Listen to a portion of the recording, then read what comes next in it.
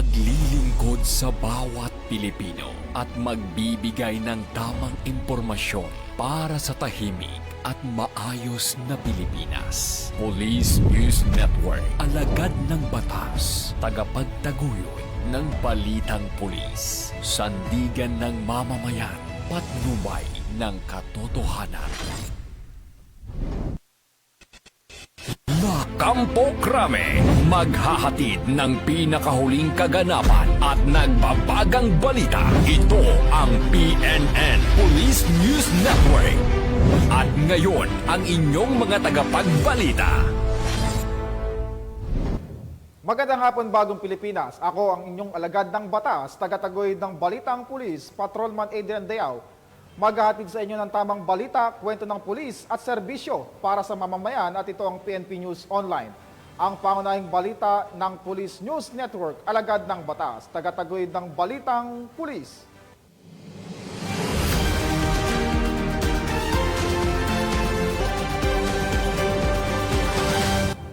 Narito ang mga balitang dapat nyong abangan. 11 individual na sangkot sa phishing scam timbog ng PNP ACG sa Paco, Manila. Most wanted person sa kasong murder arestado sa Cebu City. At Police Regional Office 11 itinanggi ang umanay liham ng pulis kay Chief PNP.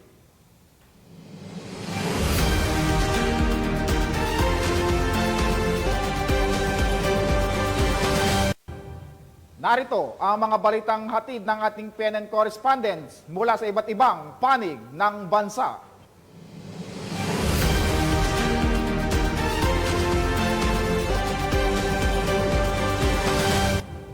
Simulan natin ang balita mula sa bahagi ng Luzon.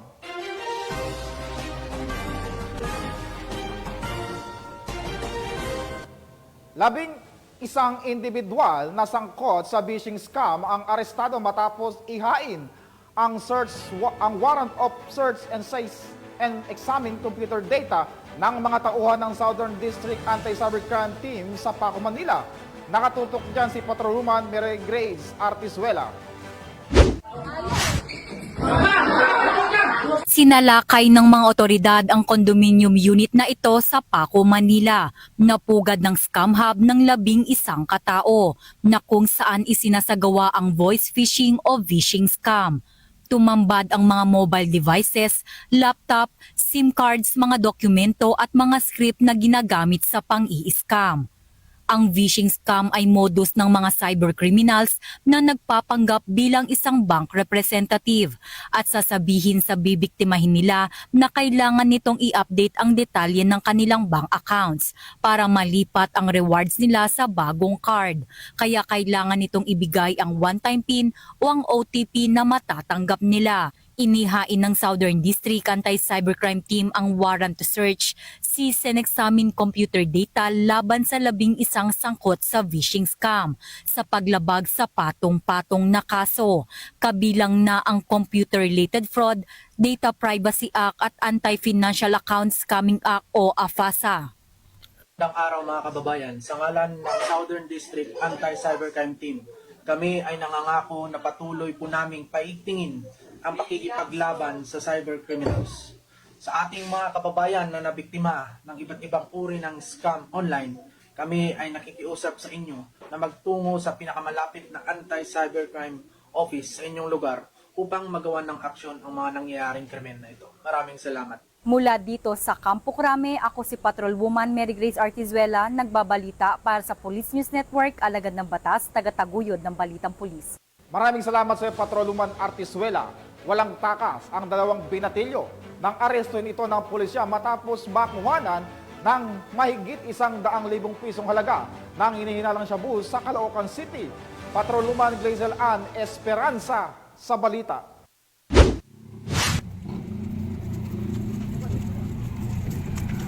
hindi na nakapalagpas sa kamay ng mga otoridad ang 18 anyos na lalaki sa isinagawang operasyon ng Caloocan Drug Enforcement Unit sa Barangay 188. Naaresto ang mga suspect matapos bentahan ng ilegal na droga ang isang pulis na umaktong posture buyer na nagresulta sa kanilang pagkakaaresto. Nakumpiska mula sa kanilang direktang pag-aari ang mga pakete ng hinihinalang shabu na nagkakahalaga ng 102,000 pesos. Sa ngayon, ang mga suspect ay naharap sa kasong paglabag sa Section 5, 11 at 26 ng RA 9165 o Comprehensive Dangerous Drugs Act of 2002. Patuloy na isinasagawa ng pambasang pulisya ang nagkakaisang layunin na huliin ang mga lumalabag sa batas alinsunod sa kampanya kontra iligal na droga upang panatiling ligtas at payapang komunidad tungo sa nagkakaisang bagong Pilipinas. Mula rito sa Northern Police District, ako po ang inyong PNN correspondent, Patrolwoman Blazelan Esperanza, alagad ng batas, tagataguyod ng Balitang Pulis. Maraming salamat sa iyo, Patrolwoman Esperanza. Naka-alerto pa rin ang kapulisan sa gitnang Luzon upang makapagbigay ng agarang tulong sa mga mamamayang naapektuhan ng Bagyong Enteng.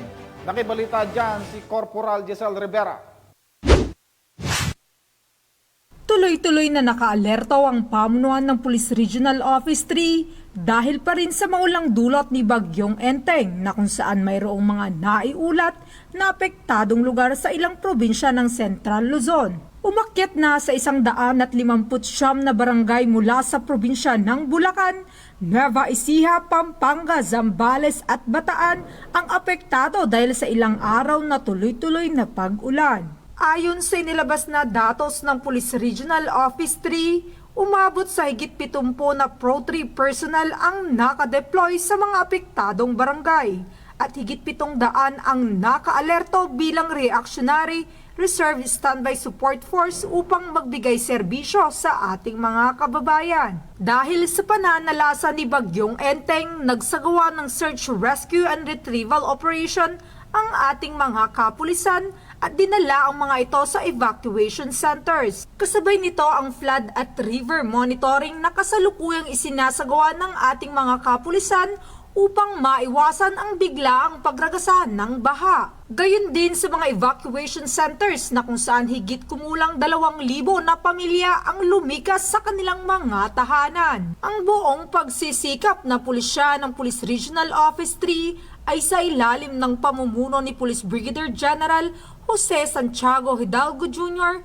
Regional Director, katuwang ang kanyang mga tauhan sa walang sawang paghahatid ng serbisyo. Kaya naman ang buong puwersa ng kapulisan ng gitnang Luzon ay patuloy na sinisiguro ang kaligtasan ng bawat mamamayan at laging handa sa anumang sakuna dahil gusto ng pulis ligtas ka sa bagong Pilipinas.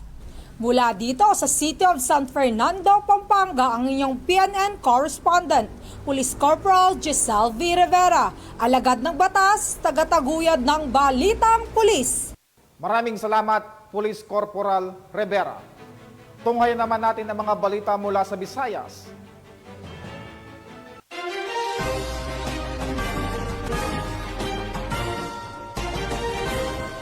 Timbog ang nakatalang top 2 most wanted person na sangkot sa iligal na droga matapos ang isinagawang operasyon ng kapulisan sa Capiz.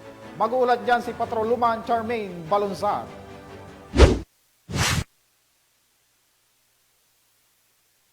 Isang individual ang arestado ng mga tauhan ng Roxas City Police Station sa pamumuno ni Police Lieutenant Colonel Francisco D. Pagia, Chief of Police, sa kasong paglabag sa RA 9165 sa Burgos, Ilawod, Barangay 4, Roxas City, Capiz. Nito lang may 3 ng Setyembre taong kasalukuyan. Ang arestado ay isang 48 taong gulang na lalaki, walang asawa, na italang top 2 most wanted person municipal level at residente na nasabing syudad. Naaresto ang suspect sa bisa ng warrant of arrest para sa paglabag sa RA 9165 na may criminal case number 429-16 na walang piyansa, criminal case number 430-16 na may piyansang 200,000 pesos at criminal case number 431-16 na may 40,000 pesos na piyansa, na inilabas at nilagdaan ni Honorable Faustino Valenzuela Rojas, Judge ng Regional Trial Court, Branch 18, Rojas City noong 29 ng Agosto taong kasalukuyan. Ang arestado ay kasalukuyang nasa kustudiyan ng Rojas City Police Station habang hinihintay ang paglilipat sa korte kung saan isinampa ang kanyang kaso. Patuloy ang Rojas City PNP sa kanilang dedikasyon na maaresto ang lahat ng may pananagutan sa batas para sa ligtas at mapayapang komunidad. Mula dito sa Capiz Police Provincial Office,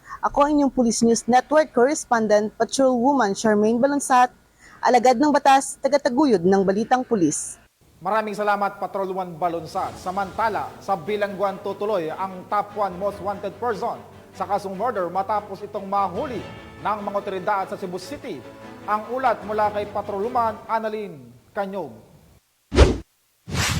Arestado ng Cebu City PNP ang top 1 most wanted person, provincial level na may kasong murder sa Sitio Tulay, Barangay Botaop, Cebu City noong 3 ng Setyembre ng kasalukuyang taon. Kinilala ni Police Colonel Ternieto Y. Cañete, City Director ng Cebu City Police Office, ang top 1 most wanted person na suspect na si alias Eli, 36 na taong gulang at residente ng nabanggit na lugar. Ayon sa ulat ng pulisya, bandang alas 9 ng umaga nang maaresto ng kapulisan ng suspect sa ng warrant of arrest para sa kasong murder na walang rekomendadong piyansa. Kasalukuyang nasa kustudiyan ng Cebu City Police Office Custodial Facility ang suspect para sa dokumentasyon at tamang disposisyon. Magandang araw po.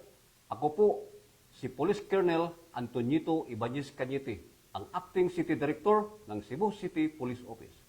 Tinitiyak po ng Cebu City Police Office sa publiko na ang ganitong operasyon ay patuloy na isasagawa ng ating kapulisan upang makamit ang isang ligtas at maunlad na komunidad. Dahil sa bagong Pilipinas, ang gusto ng pulis, ligtas ka. Patunay lamang na Cebu City PNP ay patuloy sa pagpapatupad ng kanyang sinumpaang tungkulin kontra sa lahat ng uri ng kriminalidad upang magkaroon ng maunlad na bansa para sa bayanang Pilipino tungo sa isang bagong Pilipinas. Mula dito sa Cebu City, ako ang inyong PNN Correspondent, Patrolwoman Annalyn N. Canoong, alagad ng batas, tagataguyod ng Balitang Pulis. Maraming salamat, Patrolwoman Canoong. Narito naman mga balita mula sa bahagi ng Mindanao.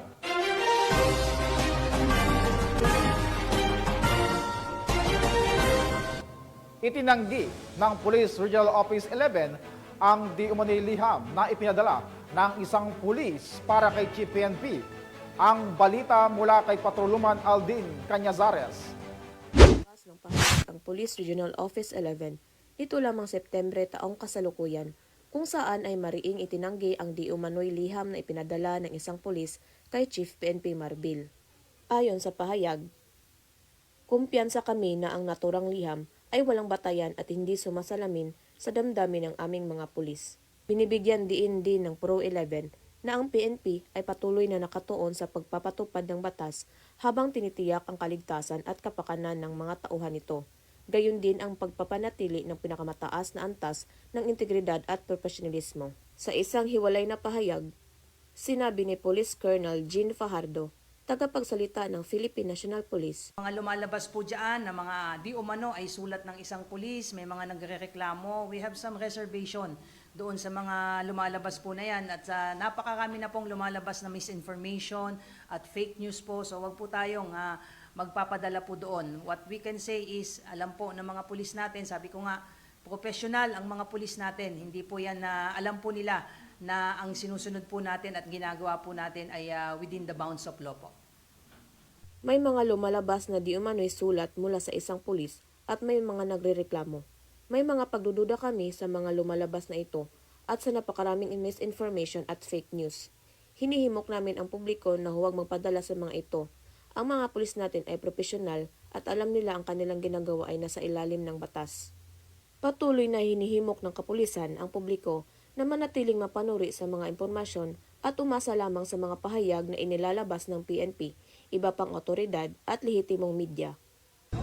Mula dito sa KOGC Compound, Davao City, ako ang inyong PNN Correspondent, Patrolwoman Aldin Cañazares, alagad ng batas, tagataguyod ng Balitang Pulis. Maraming salamat sa Patrolwoman Cañazares.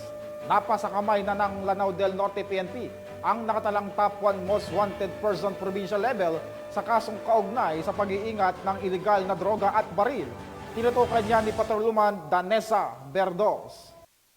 Tagumpay na naresto ang top 1 most wanted person provincial level sa bisa ng warrant of arrest sa kasong paglabag sa ilegal na droga ng mga operatiba ng Lanao del Norte PNP sa Barangay Balili, Kapatagan, Lanao del Norte. Kinilala ang suspect na si alias Badot, 43 anyos at residente ng Barangay Poblasyon, Kapatagan, Lanao del Norte na tinaguri ang top 1 most wanted person provincial level. Nadakip ang suspect sa bisa ng warrant of arrest sa kasong paglabag sa RA 9165 o Comprehensive Dangerous Drugs Act of 2002 ng mga operatiba ng Lanao del Norte PNP at pagkakakumpiska ng 8 pakete ng hinihinalang shabu na may timbang na nasa 4 na gramo, isang flashlight, isang caliber 9mm at 3 piraso ng bala. Ang Police Regional Office 10 ay naglalayong paigtingin pa ang kampanya laban kriminalidad, lalong-lalo na sa illegal na droga. Ito'y nagpapakita ng dedikasyon at kausayan ng inyong kapulisan sa paglaban sa illegal na droga. Nahaharap ang suspect sa kasong paglabag sa illegal na droga at RA 10591 o Comprehensive Law on Firearms and Ammunition Act. Mula dito sa Hilagang Mindanao, ako ang inyong Police News Network correspondent, Patrolwoman Danessa Berdos, alagad ng batas, tagataguyod ng Balitang Pulis. Maraming salamat sa iyo, Patrolwoman Berdos. At yan ang mga balitang nakalap ng ating PNN correspondent mula Luzon, Visayas at Mindanao. Sa ating mga ka-PNN, please support the Office of the Chief PNP Facebook page at ang FB pages ng PKG Tagapag-Ugnay, Police News Network at Police News Network YouTube channel. I-follow, like, and subscribe upang maging updated kayo sa mga accomplishment ng pambansang pulisya. Sa ngalan ng 232,000 strong members ng Philippine National Police, sa pangunguna ni Chief PNP Police General Romel Francisco Marbil at sa pamumuno ni President Ferdinand Bongbong Marcos Jr., kami ay maglilingkod sa bawat Pilipino at magbibigay ng tama at balanseng balita dahil dito sa bagong Pilipinas, ang gusto ng pulis, ligtas ka.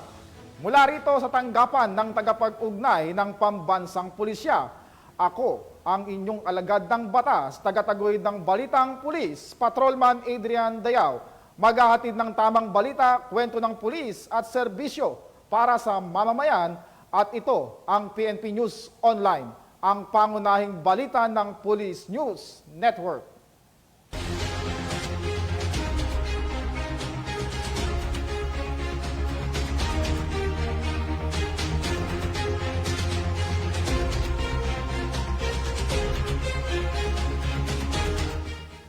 Police News Network, alagad ng batas, tagapagtaguyod ng balitang pulis.